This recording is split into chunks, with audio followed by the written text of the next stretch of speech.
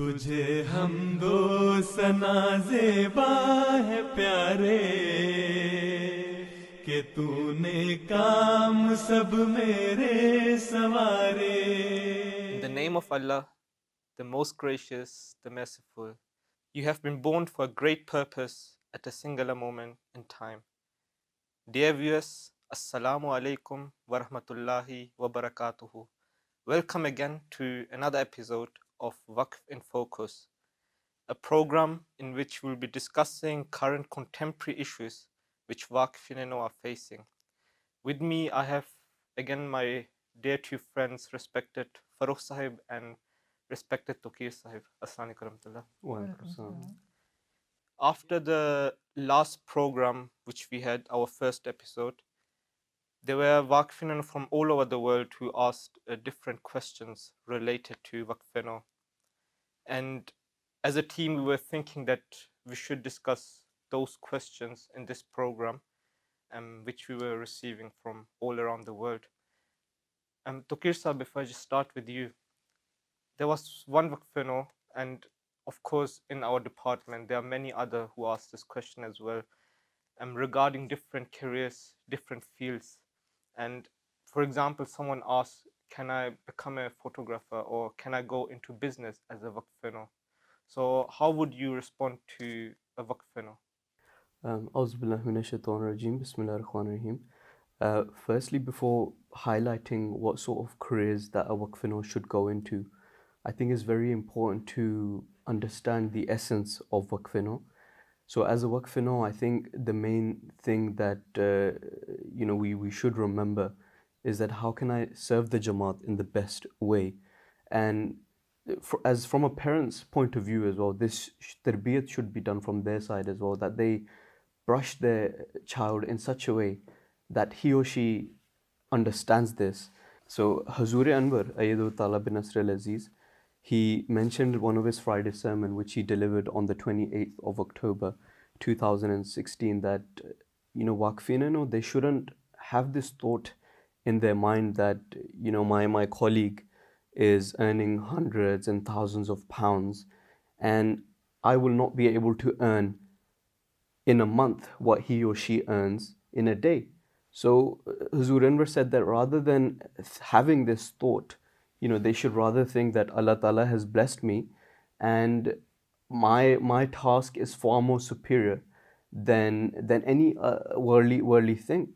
And we see this example with the Holy Prophet ﷺ as well. He said that at one place, that do look upon the one less fortunate than you in material wealth and look upon one more fortunate than you in spirituality. I mean, this point you're mentioning right now, even in the recent Eid al-Adha sermon, Hazur mentioned the same points, that parents, they dedicate their children to the Waqfino scheme, but when it's time for their full dedication, the parents don't want it because they think that if you dedicate yourself, you won't get enough money, you won't earn enough money. And then there are also Waqf, who say that we are getting a really good salary out there, why should we come into Jamaat? Absolutely. And just to mention some of the careers that a Waqfina what sort of guideline Hazur Anwar Aidul Tala bin Nasir al-Aziz has mentioned is that Hazur Anwar has mentioned that first priority for Waqfina is that they should go to Jamia and become missionaries. If not, then other fields are doctors, medical fields, teachers, architects, engineers, paramedic staff. So these are some fields that a Waqfina can go into. I mean, I was reading a sermon of Khalifa Rabi, rahmullah alayh, which he delivered on the 17th of February 1989. He encouraged actually Waqfatina that they should go into teaching and they should become doctors, computer specialists, typists, and they should specialize in languages. And as there is a need also for top expert in literacy writing, and this will help with the publication of the Jamaat. So Khalifa Rabi has also mentioned this, but apart from this, if there is any Waqfino and Waqfaino who are interested in other fields, they can definitely write to Hazur Anwar Aidul Ta'ala bin Nasr al-Aziz and seek further guidance, or they can even email us and we will get further guidance from Hazur Anwar Ayyadu Talib Nasali's and get back to them. Yes, I think what a Waqfino should keep in mind is whatever career they choose, the first question they should ask themselves is, how will it benefit to the Jamaat? Or how will I be beneficial for the Jamaat in that career, be it a photographer or be it business or anything? This is the first question it should come into their mind. Before we continue and go to Farouk Sab, I would like the viewers to listen to this short clip of Hazur Anwar, where Hazur is mentioning that a Waqfino should never have this concept of materialism in mind and never think of how much he will be earning if he goes out there, if he comes within the Jamaat to serve full time.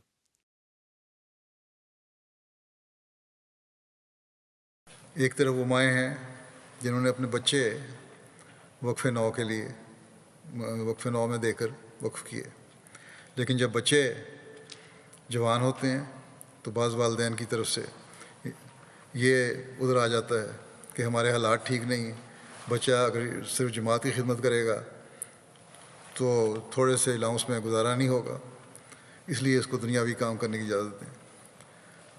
ایک طرف ایک عہد کیا قربانی کرنے کا اور خود ہی پیش کیا، دوسری طرف اس کو دنیا داری کی طرف بھی ڈالنے لگی ہیں۔ اسی طرح بعض واقفین نو بچے بھی ہیں، ڈاکٹر بن جاتے ہیں، انجینئر بن جاتے ہیں، اس وقت کہتے ہیں کہ اب جماعتی خدمت بڑی مشکل ہے، ہمارا تھوڑے پیسوں میں گزارا نہیں ہوتا، ہمیں دنیاوی نوکری کرنے دیں۔ جب دین کو دنیا پر مقدم کرنے کا عہد کیا ہے، قربانی کا عہد کیا ہے، پیدائش سے پہلے اللہ تعالیٰ نے والدین کو توفیق بخشی کہ وہ پیش کریں، تو پھر اس قسم کے عذر کوئی معنی نہیں رکھتے۔ اس عہد کو نبھانے کی ضرورت ہے، اگر تھوڑا الاؤنس بھی ہے تو اللہ تعالیٰ اس میں بھی برکت ڈال دیتا ہے۔ بس نوجوان واقفین نو اپنے آپ کو مبلغ اور مربی بننے کے لیے پیش کریں، ڈاکٹر اور انجینئر یا ٹیچر بن کے اپنی خدمات پیش کریں جماعت کے لیے اور قربانی دیں، اور قربانیوں کے معیار کو بڑھائیں۔ صرف کہانیاں اور قصے سن کے خوش نہ ہو جایا کریں، صرف یہ پرانے واقعات سن کے خوش نہ ہو جائیں، صرف پرانے واقعات سن کے جذباتی ہونے پہ خوش نہ ہو جائیں، بلکہ یہ اس لیے ہیں کہ ہمیں اپنے نمونے دکھانے چاہیے۔ ہمیں نہ دنیاوی بادشاہتوں سے غرض ہے، نہ دنیاوی حکومتوں سے غرض ہے، نہ حکومتوں کے نظاموں اور دولتوں سے غرض ہے اور طاقتوں سے غرض ہے، اور نہ ہونی چاہیے۔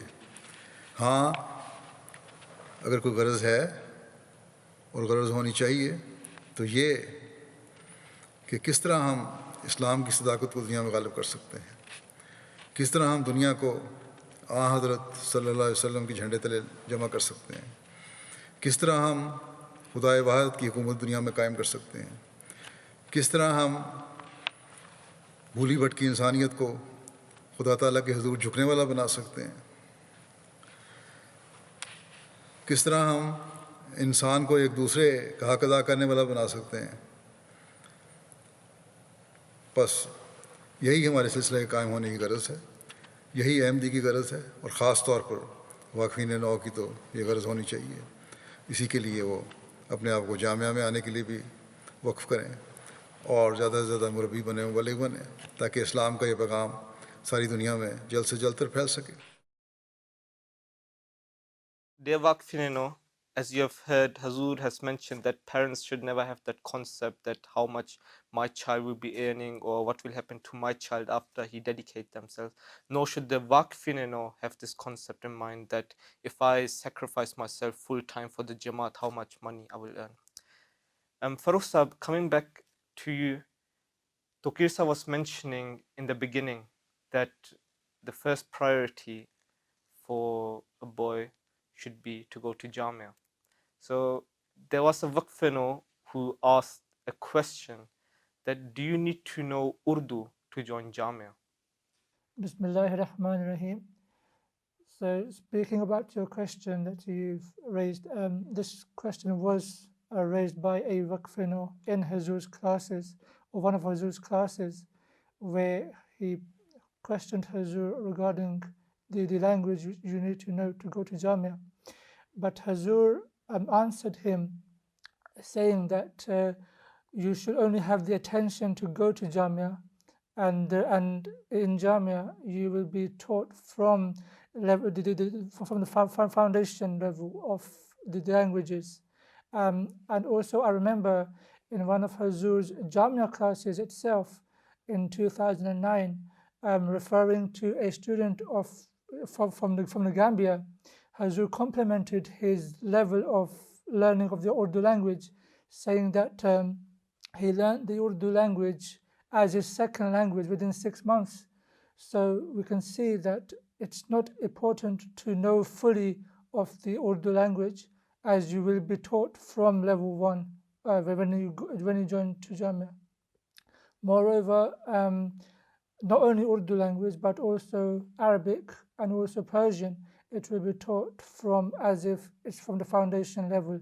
Even if you are familiar with the Urdu language, all students will be taught from the same level and brought up at the same pace throughout the 7 years. I was just listening to, just before the program, I was listening to a virtual mulaqat which Hazur Anwar was having with the Jamia students of Ghana.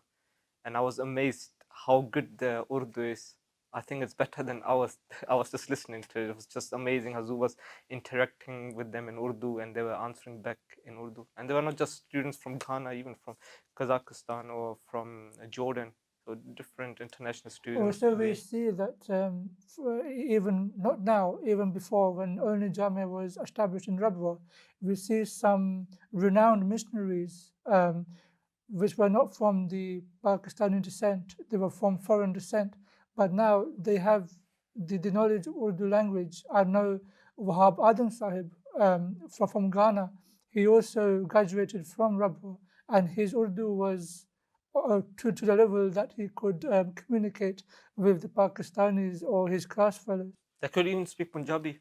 Yes, obviously. Even I can't speak Punjabi. Just understand it. Just moving on from there, Tokir Sab, a Waqfino asked a question that, for full time, you need to have permission from Hazur. You need to ask Hazur Anwar for permission. And Hazur has mentioned as well, in every single step of your life, you need to ask Hazur Anwar. Someone asked, if you want to do part-time job, do you need to ask Hazur as well, or the Jamaat? So as you've mentioned correctly that there's different types of Waqfino. There's Waqfino who even to work part-time they will write to Hazur Anwar they would need permission to work, and there are even some Waqfino who are working in various fields but they have not sought guidance from Hazur Anwar or permission. So I think it's very important here to understand that as a Waqfino, when you reach the age of 15 or 20, 21, you have to reconfirm. Similarly, when you finished your studies, it is really important that you inform the Jamaat that, I've completed my studies, now I need permission to work. That is very important. But then if they are studying and, they are doing some sort of part-time job, it's not as if they have to go into very minute detail. But the fact of the matter is that once they have completed their education, then they should definitely write to Hazur Anwar or write to our office that they have completed their studies and now they want to reconfirm, and if they wish to seek permission to work in various fields, then they should also ask for that. Just moving on to Farosab, last question for the program which Waqfino asked is that the Waqfino syllabus, it goes up to the age of 21. If a Waqfino has studied the full syllabus and memorized it and knows everything about it, after the age of 21, what should he do? What should he study? So putting this into the secular world, when a child goes to school and studies his curriculum in school, the syllabus laid out is not at a full extent, but it's only a foundation, or it's like a basic guideline of what to study. But when a person graduates and makes himself into the professional world, he studies it more in depth. Likewise, the syllabus of Waqf is just laid out as a foundation and as a guideline for parents and the Waqf into what direction a Waqf should be taught and what to learn. But I remember in many occasions when Hazur Anwar addresses the Jamia students at the convocation ceremonies, he says that the syllabus which you've learnt in the 7 years, it was only a guideline, but now it is your duty to build upon that foundation which you've learnt in Jamia. Likewise, if you're above 21 and you've learnt all of your syllabus up to your respective age, there are so many more aspects to the syllabus which are not part of the syllabus which you can learn. For example, coming back to the mulaqat with Hazur of the Ghana Majlis Amla, Hazur said that you should read the books of the Promised Messiah, and I know that there are some categorically mentioned books of the Promised Messiah in the syllabus, but there are vast majority which are not part of the syllabus, but you can study that according to your own accord. I mean, Hazur Anwar has mentioned that Waqf, they should study the Holy Quran, they should study the 5-volume commentary, they should study the ahadith, they should also study the Ruhani Khazain. Jazakumullah Farooq, you have given a really clear answer to those Waqf who have reached the age of 21 and are thinking what to study now. Dear Waqf, we are coming to the end of this program. This program was running with your help, with your questions. So do ask us questions at our Instagram account at Waqf INTL or Twitter handle at Waqf INTL. You can also visit our website, which is www.waqfinointl.org, and ask question through our website, or you can email your questions to us at info@waqfinointl.org. See you inshallah next time. Assalamu alaikum wa rahmatullahi wa barakatuhu. तुझे हमदो सना ज़ेबा है प्यारे कि तूने काम सब मेरे सवारे।